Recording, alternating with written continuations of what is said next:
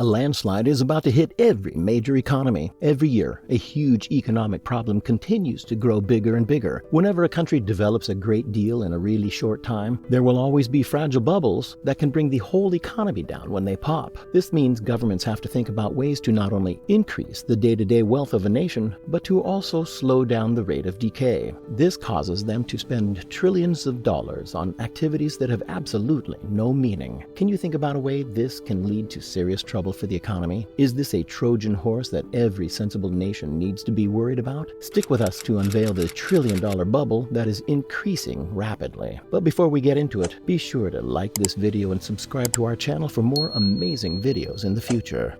There is one basic rule in all of economics that the one true way a nation can become wealthy is by investing in infrastructure. If you have ever played the famous Monopoly game, then no one really needs to tell you that the most efficient way to dominate the board and get rich is by owning a lot of infrastructure. The same thing happens with nations, but on a much bigger scale. Countries with better infrastructure are always going to perform faster and better than countries with scrappy infrastructure. We are all very dependent on these systems, which are often called public works. We always expect them to work for us, but we're not too keen on shelling out money for them. Many times, the cost is right there in front of us, like extra taxes tacked onto your utility and phone bills, for instance, that might help out with infrastructure. Even teens on their motorbikes chip in with infrastructure every time they fill up their tanks. There's a highway user tax slapped onto every gallon of gas you buy, and that cash goes into something called the Highway Trust Fund to fix up roads, bridges, and tunnels. Similarly, when you grab an airline ticket, there's a federal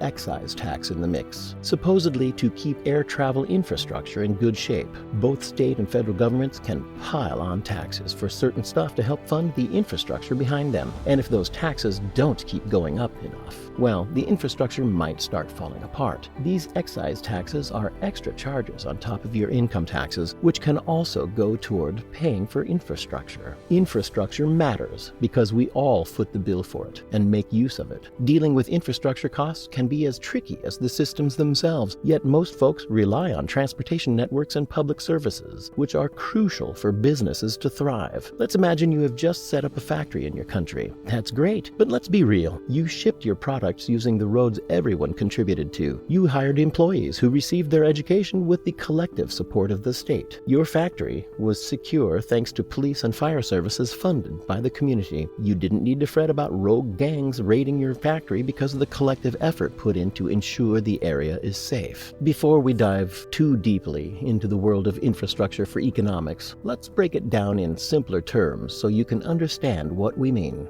Infrastructure here means anything that helps make goods and provide services, but usually, economists stick to calling physical things like bridges or roads infrastructure. However, sometimes they also toss this word around to mean anything that sets us up for a better tomorrow. So they talk about stuff like financial systems, policies, and laws, even though those things don't quite match the usual definition. No matter what industry you look at, it needs some level of infrastructure to stay competitive. Even businesses that mainly provide services like banks rely on things like the internet or electronics. If we want to stretch things a bit, you could say they also benefit from national defense and education. Sure, companies could do it all themselves, but that's a big upfront cost. They're better off if they can use public or private services for most of it. Take UPS, for instance. Their delivery vans cruise on public roads, protected by public laws. Customers place orders using either public or other companies' internet services. UPS is huge, but it can't build all the stuff it needs on its own. So you can see why people often think that spending on infrastructure is a good idea. Industries like these can bring in tax money, directly or indirectly, which can then pay for even more infrastructure. Investing in infrastructure isn't a new thing for governments. A long time ago, the Egyptians were busy building irrigation and transportation systems using dams and canals. The ancient Greeks and Romans also got in on the action, constructing roads and aqueducts that are still around today. Even those 14th century Parisian sewers have turned into hotspots for tourists. Governments worldwide have figured out that taking care of infrastructure is a big deal. Australia's Department of Infrastructure and Regional Development says it's like planting a money tree for the the economy, giving them long-term economic, social, and environmental benefits. In this day and age, with all the talk about terrorism and such, the U.S. is really making an effort to protect what they call critical infrastructure. This includes things like information and communications, gas and oil stuff, and even banking and finance. Infrastructure development is a pretty big deal. It's not just about building stuff. It also puts a ton of people to work and gives the economy a nice kick in the pants. So if governments want to jazz up their economy after a slow period or make things seem better than they actually are, they often turn to good old-fashioned infrastructure spending. But there's a catch. It only really works when there's a real need for it.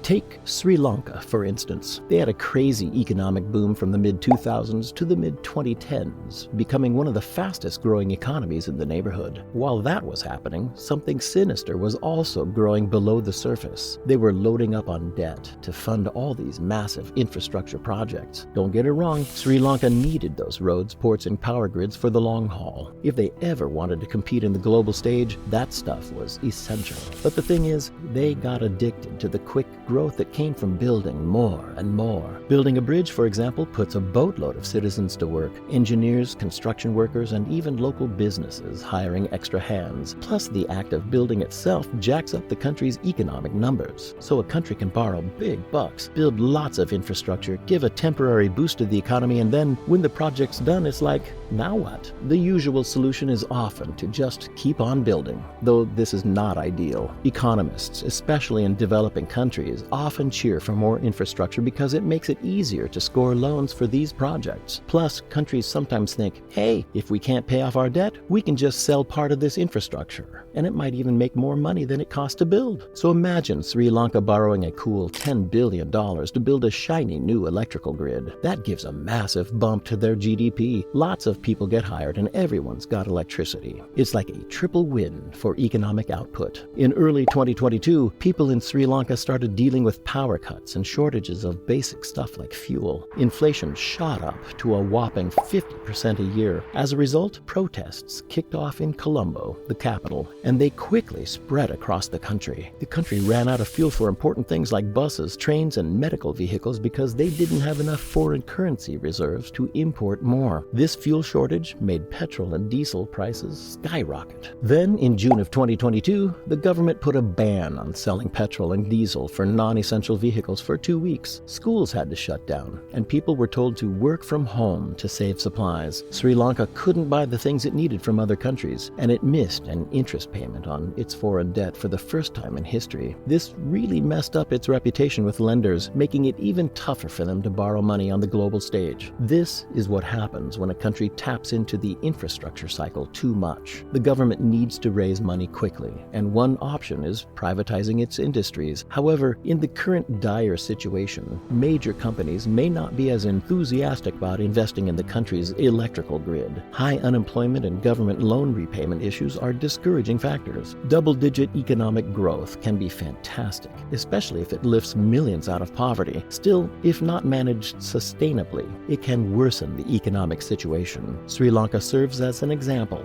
but this happens worldwide, and it's possibly happening on a larger scale in China. China, the world's second biggest economy, has seen some crazy economic growth thanks to splurging on infrastructure. They've got a massive population and don't sweat the industrial rules too much. This has given their industries a boost, but there are some hiccups too. Debt levels are through the roof for both government-run companies and regular workers, and it's making things a bit wobbly in the world of construction. The Chinese government has even gone all out, building whole cities in anticipation of folks moving in because, well, all the land is owned by the big shots in Beijing, and you can't just buy it. This ends up feeding into an endless cycle of infrastructure that no one really uses. This would naturally lead us to ask a question: who is maintaining all this infrastructure?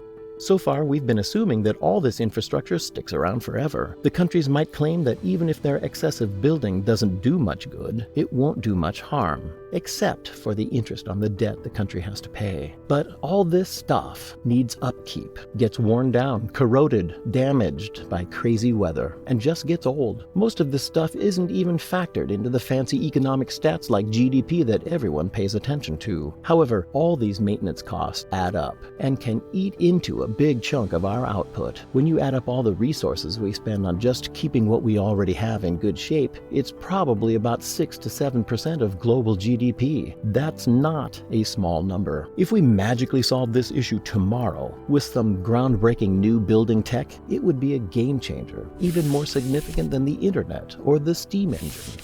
Imagine how fast our wealth would grow if we weren't losing value every year. But let's be real, it's a tough world out there, and things wear out. So until we find a miracle solution, the best thing we can do is build things that help us slow down the decay, not speed it up.